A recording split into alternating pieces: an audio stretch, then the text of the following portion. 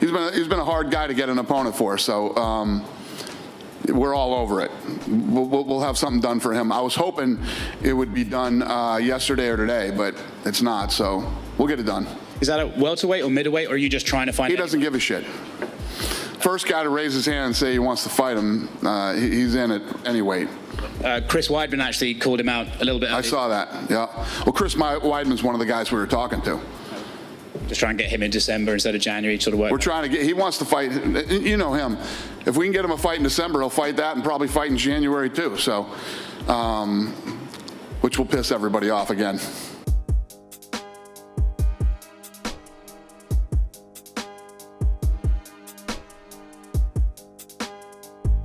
Lightweight division, and a lot of people say, oh, I don't know this guy. Of course they know him.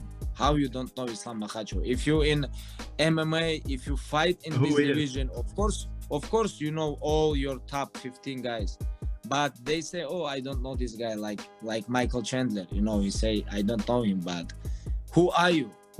Two fight ago, fighter would knock you out. Then your your contract is finished, and you're very lucky. Like, then I give you contract.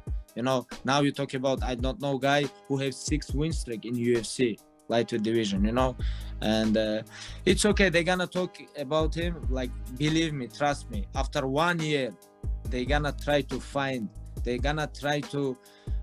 make Islam mention their name, because they really wanna promote themselves.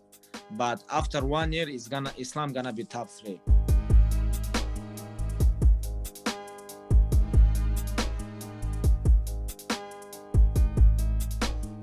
Got to ask you about Conor McGregor, of course. He went on Twitter and said, I'm in January 23rd. He mentioned Cowboy Stadium as a possibility, which, you know, who knows. But January 23rd, him and Dustin Poirier, any update on that? Could that be the fight we see if he's saying? He said yes, and Dustin said yes. So now it's a matter of getting contracts signed. So, you know. Listen, we've had a very good relationship with Jones for a long time, and, you know, talked about Dallas, Texas Stadium forever. I'm not going into any arena where we're going to fill a quarter of the arena or half of the arena or any of that stuff. So when crowds are ready to come back, we'll do crowds again.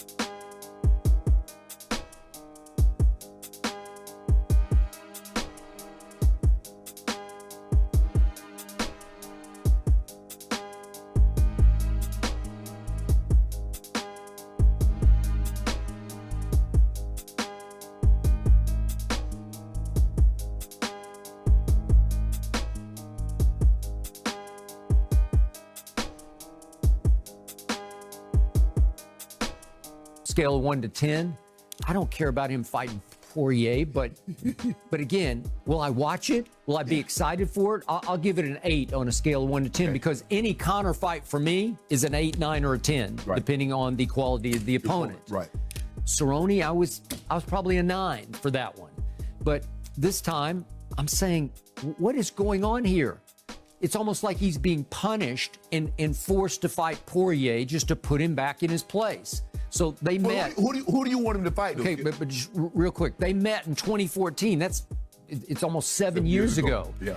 And it lasted 1 minute and 46 seconds. And this is your most lightning rod draw in the sport. Right. And you just keep pushing him back. And I get, by the letter of the law, he deserves to go to the back of the line. Right. And all any of us really care about is another shot at Khabib.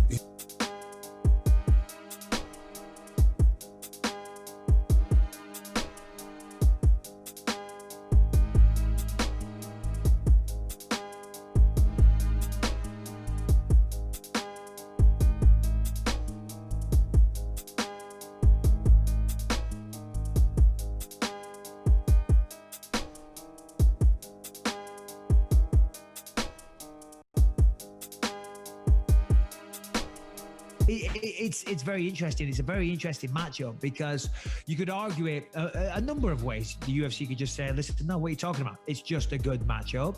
You could look at it and say, well, they're going to use O'Malley as a stepping stone for Dillashaw. You could say, well, they're bringing, obviously, O'Malley has a ton of hype.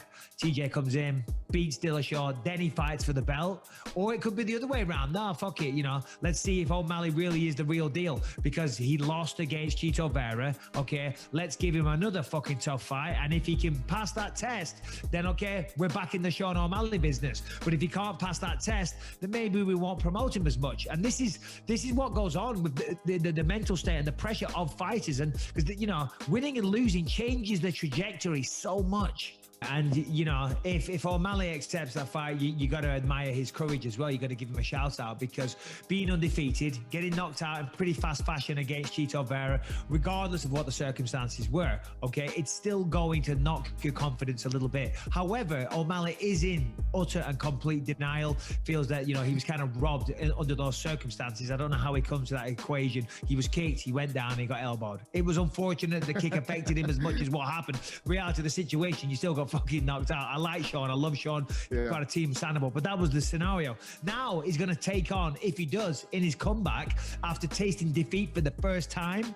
A guy, TJ Dillashaw, prior to the suspension, was going to be a champ, a two-weight division champion, a guy that was touted as one of the pound-for-pound best in the world. And now TJ is going to go, if O'Malley goes up against him, after tasting defeat for the first time, as I said before, you got to say, shouts out O'Malley, because that's how you deal with a fucking loss. Not an easy fight to come back to. Probably, definitely on paper, by far the toughest matchup that he will have ever had.